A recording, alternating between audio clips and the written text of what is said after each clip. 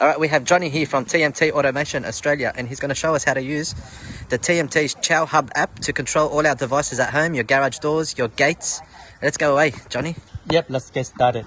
Now you can see we've got 6 devices in one TMT Chow application. And let's open the front gate first. All right, the gate is opening. Yes, we can say that. Okay, let's do the second one. This is the second garage door, and let's close it. Now the second door is closing. All right, let's get to number 4. Let's open the number door. Okay. Move to number 3. So the ghost door 3 for protection. Let's open it up. That's door number 3.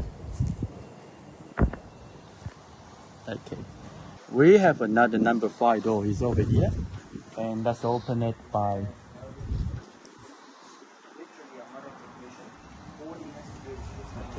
Nice. and then we have number 6. The number 6 is the rare one.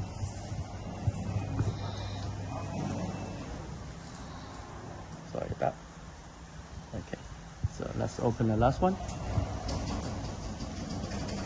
And thank you, Johnny. No worries.